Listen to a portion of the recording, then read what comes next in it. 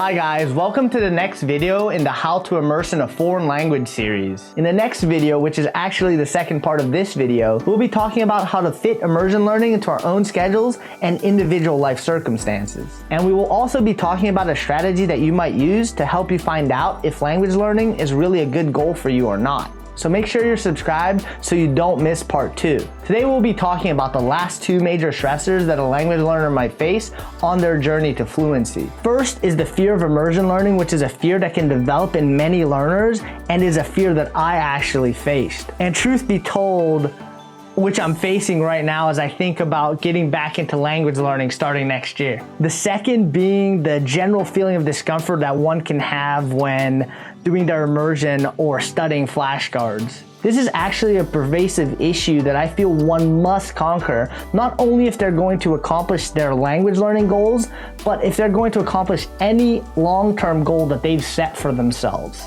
But anyways, let's jump straight in.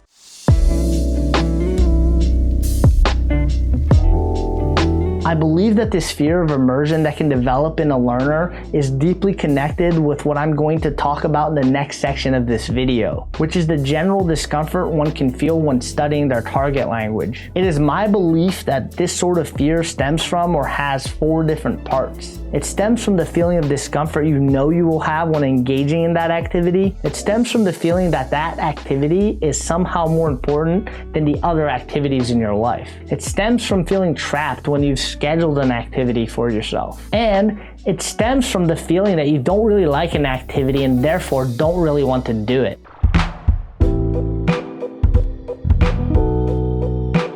I will mostly cover this general feeling of discomfort in the next section, so I'm not going to go into it much here. But one thing that I want to add that I won't cover in the next section is that the general feeling of discomfort can be substantially increased by the feeling that you don't understand what's going on. And actually, lots of language learners seem to think that this is a feeling unique to language learning. I personally don't think it is at all. It just happens to last considerably longer in language learning than in other goals you might pursue. For example, the feeling that you don't understand what's going on definitely might come about when you're trying a new sport or trying out a new video game, for example. But in those examples, those feelings are rather short-lived in comparison to a pursuit like language learning. But in language learning, that feeling that you don't understand exactly what's going on or even what's going on at all can last much higher into the different tiers of gameplay, so to speak. So it's important to understand that in language learning, that feeling of not knowing what's going on, or some like to say that feeling of ambiguity. Personally, I don't like to say the feeling of ambiguity too much because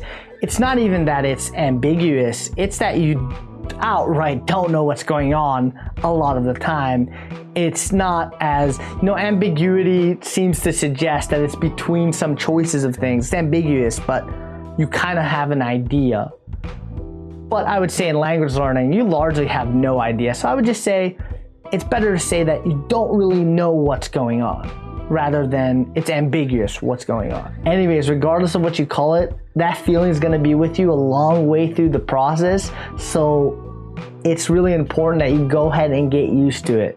You are in fact reverting to a more childlike existence when you start to immerse in your target language. But know that just like a video game or even a sport, that you will eventually get the hang of it if you stick in there until that point. The problem is, perhaps it's not a problem, but the fact is that with language learning, that takes a considerable amount of time. I know that there is a perspective out there, and it's a perhaps somewhat popular one at that perhaps you can get there, I guess that would be to fluency, while avoiding these kinds of feelings of not understanding what's going on. But from my experience right now, in this age where it's really difficult to perhaps generate content that's specifically geared to your current level, where it might be really easy to naturally pick up new words and engage with the language in perhaps a more organic manner, that learners will have to make do with content that they both find interesting and that is not overly difficult for them as they slowly progress through their language learning journeys. And we at Migaku are currently developing a database that learners can interact with and hopefully find content that they both find interesting and that more closely approaches their current level of ability in their target languages. But then again, as I've said in some of my previous videos, until we have something like artificial general intelligence that can cater content specifically to an individual learner, that can generate content that takes into account their interests and their level of ability at the same time, that the best thing we can do is approximate. And that's something we hope to do at Migaku, to help you find content that you both find engaging and that closely matches your level of ability. In the meantime, know that finding content that you find interesting, even if it's somewhat difficult, that as long as you learn something new from that content, there's no real need to take this feeling of fear of immersion very seriously, because I can assure you that as long as you follow the advice that we at Migaku are promoting, you will continue to make progress towards your goals of fluency. So just focus on finding content that you find interesting,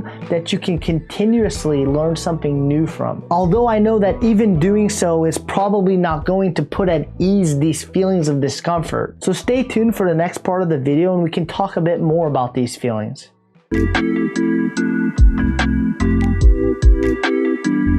For many of us, when we go about setting long-term goals, it can be very easy to fall into thinking about those activities that we do towards these goals in a different light than we think about other activities that we do during our day. That's something I often have fallen victim to. And it's probably just within the last few years or so that I finally feel I got a handle on this issue. For example, even as I was thinking about what I was going to say in this video, or for that matter in any of my videos, it can be quite easy to kind of get overwhelmed if I am not careful. First of all, I'm still very new at this, and I know that I have a very busy schedule each week, and that in order to meet that schedule, I must get through the task of planning and later filming this video. I also know that this video is important to me. I don't want to make a bad video that people don't find helpful and is poorly received. So I really have this feeling of wanting to try to do a good job, of wanting to try to do my best. And a lot of people might think that, yeah, that's a natural way to think about what you're going to be doing and that it's a good attitude to have. But actually, I mostly disagree with that perspective. Personally, whenever I find myself thinking this way, I try to do my best to snap out of it. These feelings associated with what we want from an activity and its place in our daily schedules or even our lives are not at all helpful in my opinion. What they personally lead me to is stress and performance anxiety, and ultimately can lead to a great deal of procrastination and often do. In the case of this video, it led to just that. I procrastinated for a good hour before starting work today, but finally just snapped out of it. So as I talk to you now, making this video, I'm here not trying to do the best job that I can, but simply trying to do what I can, and simply trying to do what I can do to improve in the process of video making and video filming. Maybe I won't improve every day, maybe I won't make the best video every time, but I'm going to be relentless. I feel that this mind shift from trying to do the best you can to simply doing what you can and what you can do to improve. Wow, most importantly, just trying to be consistent can be extremely powerful. It's a mentality that's focused more on raising your average ability rather than worrying about whether you got your peak of performance out on any particular day or not. And I think and truly believe that this sort of mentality is the most appropriate for me and likely for most people in the pursuit of their long-term goals. This shift in thinking allows you to accept that perhaps your work is not actually the best that you could do, and perhaps you didn't improve as much as you could have on a particular day either, but it doesn't matter because you'll be back at it tomorrow. So remember guys, don't overstress your performance on any given day. That's not important. The direction is important. So just make sure you're consistently stepping in the right direction each day. If you just do that, you will eventually get there.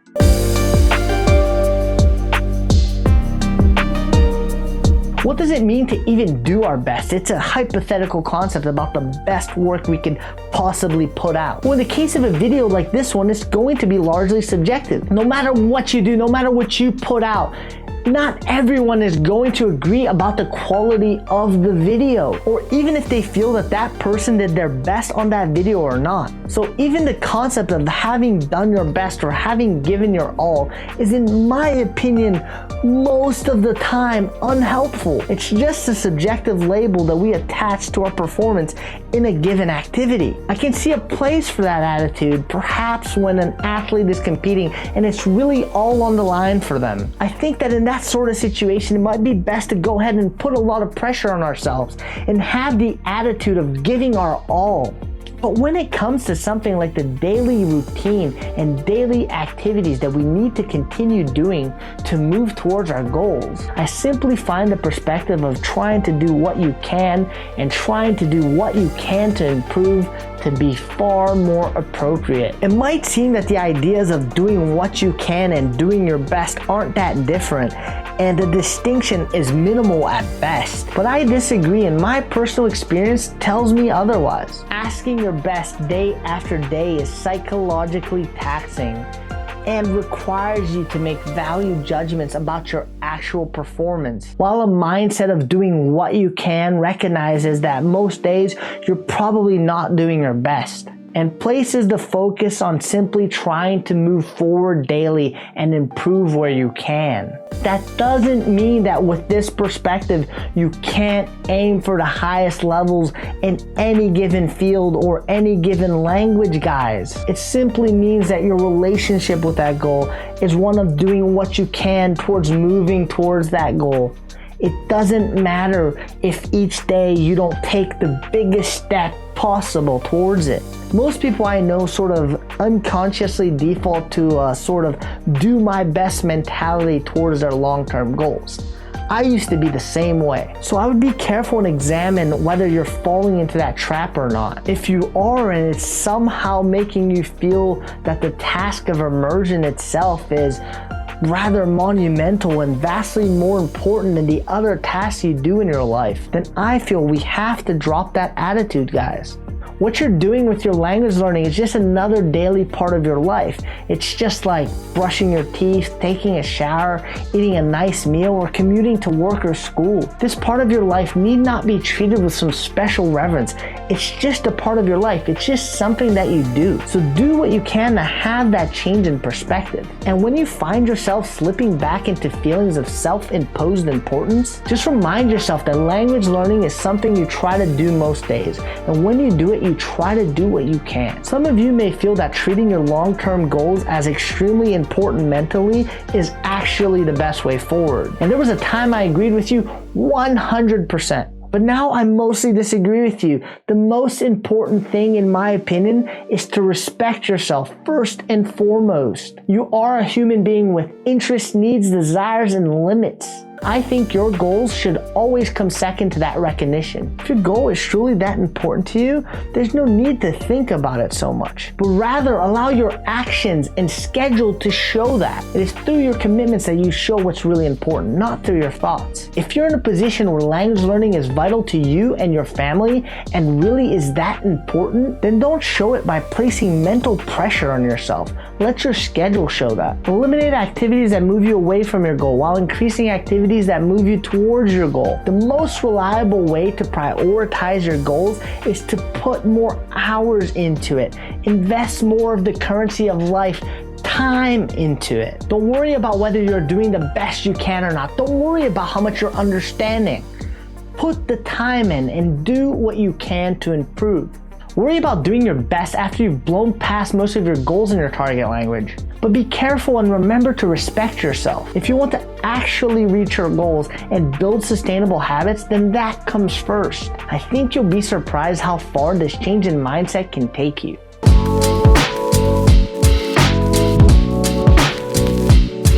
I am not Lucas. I am a robot that has been scheduled to film this given video on this given day at this given time.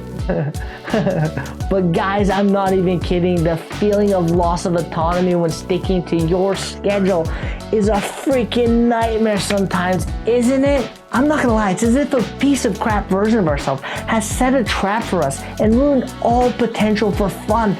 That bastard. I actually talked about this in my first video about language learning stressors, so I recommend you check out the part about the computer and the ape to find out more about how I think about this topic. But as I said before, the feeling of having a schedule can sort of just feel like the feeling of having a prison schedule.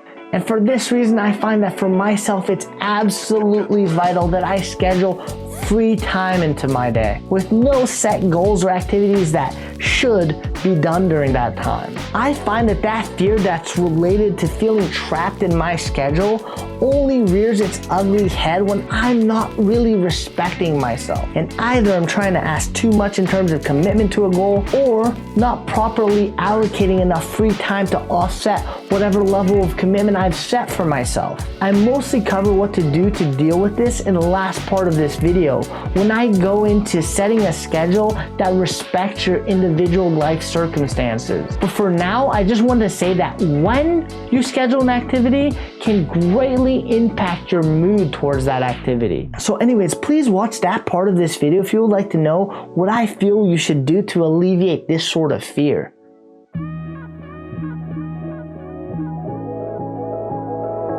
First of all, I would say be careful if you feel that this is the main reason you fear doing your immersion or SRS studies. I recommend that you check out the last part of this video for a strategy that might help you find out if language learning is really for you or not if you're in this situation. Because it would be a great shame to put a ton of work into language learning if it's not something you genuinely feel would be worth the effort. Now, even I don't adore a lot of the activities of language learning all the time, particularly studying flashcards and immersing when I'm still quite new to a language. But I can say with confidence that I loved a great deal of the experiences I was able to have because of language learning. So we should recognize that although the activities themselves might not be something you look forward to or enjoy doing all that much, that the language learning experience overall could be a huge positive in your life and worth every bit of time invested into it. This is actually a lot like what I've heard a lot of successful MMA fighters say. Unfortunately, I can't remember exactly who it was at this moment, but it's actually a pretty common theme that you'll hear from athletes in many different sports. And that's that they don't particularly like a lot of their training, but are still able to happily carry it out through discipline. And that's because they say they like the overall pursuit of being an athlete, even though they may not like some of the training that they need to do in order to be a successful one. They like what it's brought to their lives and find it worth the sacrifices that they have to pay.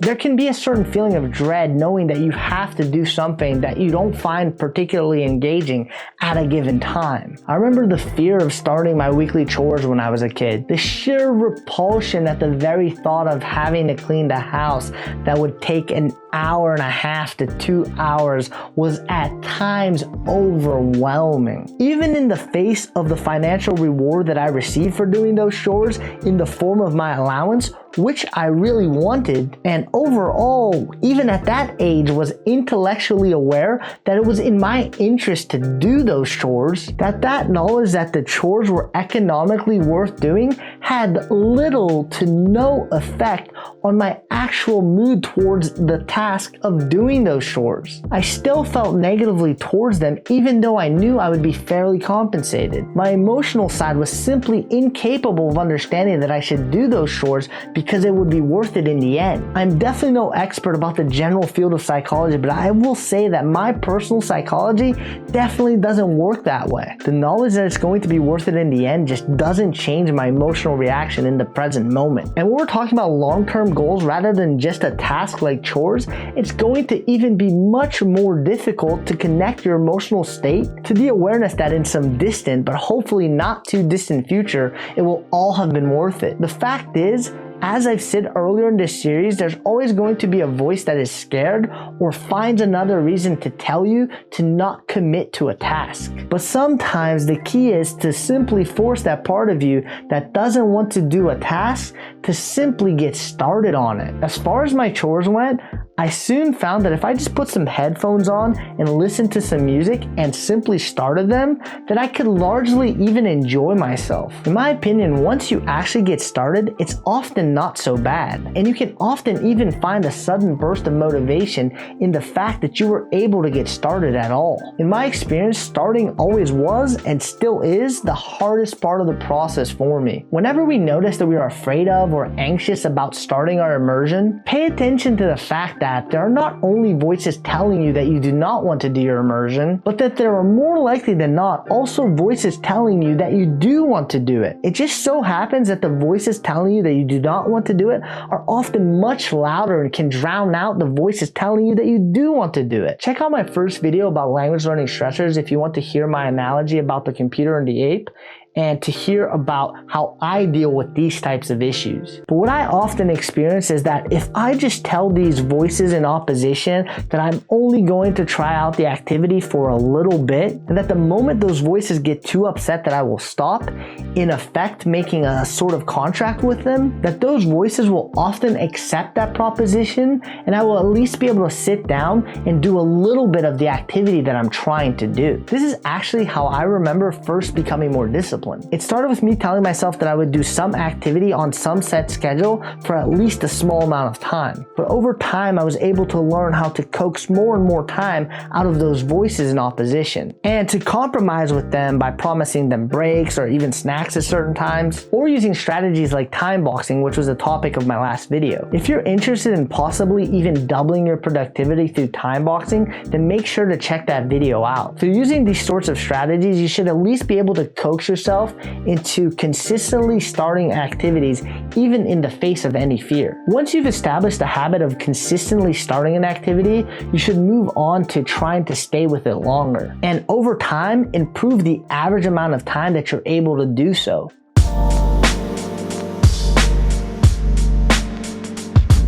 What I'm referring to is that general feeling of discomfort, restlessness, anxiety, and overall, just the desire to immediately stop what you're doing and do something else. The desire to escape.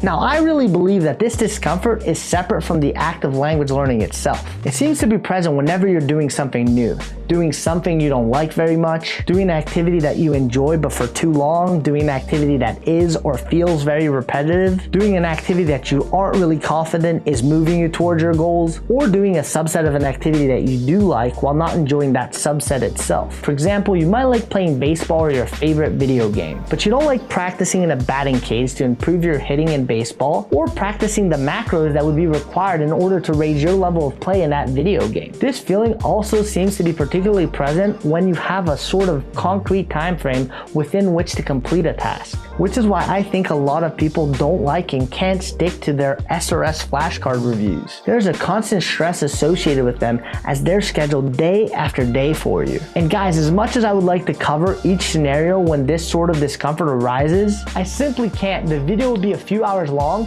and the channel will probably start hemorrhaging subscribers. So I will just be talking about the general feeling of discomfort itself and only touching on a few scenarios where it arises, and talk a little bit about how I've learned to deal with and even at times embrace this feeling.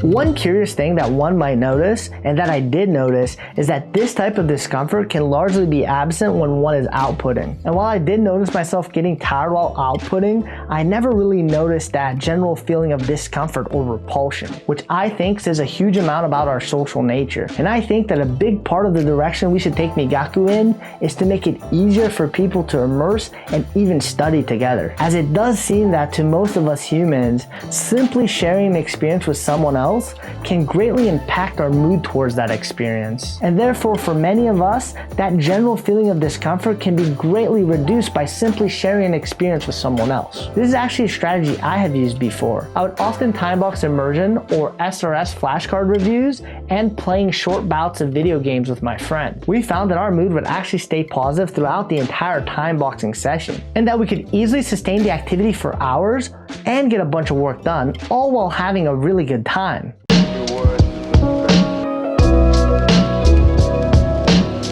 personally, I don't think I've ever heard anyone argue that this is a feeling we can actually eliminate in all circumstances. But as I've said before, doing activities in a social manner, using time boxing, or trying to ensure that we immerse with content that we really enjoy can temporarily eliminate and generally mitigate this feeling with ease once you're well practiced at it. But of course, there will always be circumstances where this sort of discomfort will arise again, such as if you simply engage in an activity too long. You will inevitably run up against this discomfort time after time. However, I will say that your acceptance of this feeling can be trained, and you can even learn to not feel negatively about this feeling most of the time. But I don't want to make the claim that I've mastered this feeling. I certainly have not. But I will say that through repeated practice, my ability to get work done while this feeling is present has immensely improved over the years. And even though on unmotivated days, this discomfort can be nearly constantly present when I'm engaging in an activity related to one of my goals, I can become largely unaware of it by simply accepting that this is the sort of feeling that one likely has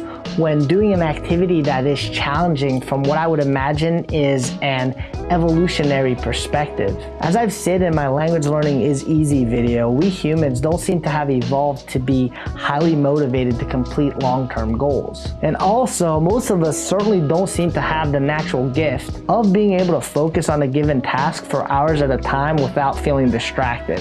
I certainly don't. However, I do feel that one can build their tolerance of this discomfort to the point that they're even largely welcoming when this feeling starts setting in, and can continue to work through it for considerable and increasing periods of time. It becomes very similar, in my opinion, to how hunger is simply part of the feeling of a fast. But on longer fasts, it substantially reduces as your body adapts. I've only ever done 3-day fasts, and to be honest, I was still really hungry on that third day, but I did notice that a sort of acceptance of that hunger did seem to set in. On a side note, and just in case it helps someone, I was actually fasting in order to deal with some autoimmune and digestive issues I was facing. And in what I would consider as almost miraculous, the discomfort I had been suffering almost completely went away after a month or so of fasting 3 days per week. So although it's pretty tough to do, I recommend you at least try it if you've been suffering from some autoimmune related digestive issues.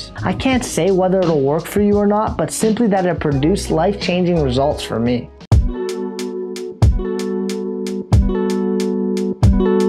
I feel a large reason many people don't make headway and learn to deal with this feeling of discomfort is that they fail to step back when this feeling arises and examine it. It is very easy to personify this feeling of discomfort and feel that it is you who is unhappy with the activity, rather than accept the feeling as a natural part of doing something that our evolution likely didn't prepare us well for, and that it's just a sensation that arises and is quite separate from your real desires as to whether you want to continue doing the task you're doing or not. It's quite possible and even probable that large parts of you want to actually continue doing that task even as that feeling arises. So the next time you notice this feeling arising, ask yourself curiously if you want to continue doing the task you're doing. Just like when doing a fast, your feeling of whether you want to continue or not is actually separate from the feeling of hunger itself. But ultimately, it's one's ability to deal with the discomfort of that hunger, which will likely be the deciding factor as to whether a person terminates their fast early or not. I luckily was introduced to these concepts in my teenage years in my reading,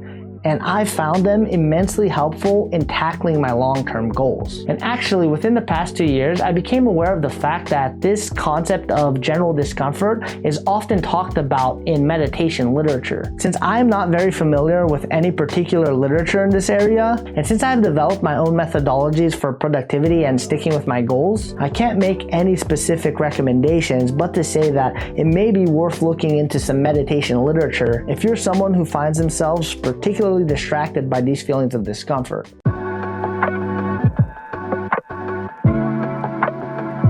Well, that's it for today, guys. If you watched this far and haven't yet seen the time boxing video that I did 2 weeks ago, then please make sure to check that out. I really feel that time boxing is a huge part of the reason that I've become as disciplined as I have over the years, and a part of the reason of why I have been consistently able to build an intimate relationship with my long-term goals. Anyways, I sincerely hope that you found today's video useful. In the next video, we will talk about fitting immersion learning into our own individual schedules and life circumstances, and also talk about how we might find out if if language learning is really an appropriate goal for ourselves or not. Also, I'm happy to announce that a beta release version of the entire Migaku add-on series for the latest Anki version 2.1.35 is now available on Patreon, so be sure to check that out if you're interested. We plan to test these beta releases for a few weeks and then go ahead and release them publicly on Anki Web. If you're interested in getting early access and helping us to test them, then be sure to check them out though. If you're interested in helping us decide the direction of Migaku, joining our official Migaku Discord community, and gaining access to early releases of Migaku software projects and other bonus content, then please consider supporting Migaku on Patreon. As always, thank you so much to all my patrons. I literally couldn't do it without your support. And of course, a special shout out to the $1 leech tier. I find that by the day, my soul yearns a little bit more for the leech bit. I think I'll have to take a dip soon. If you need support with an issue you're having or would like to join the Immerse with Migaku Reddit community, you can find those links in the description below. If you would like a chance to win free special VIP access to the official Migaku Discord community and Migaku software projects, then please subscribe to this channel and leave a like and comment on the video below. If you can, try to include your Twitter handle or Discord ID in your comment so that it's easier for me to contact you and let you know if you've won. At the end of every month, I choose 15 people to get a free behind the scenes look at the community we're building, and that number will be increasing as new Patreon milestones are reached. As always, thank you so much for watching, and I hope you found some value in today's video. See ya!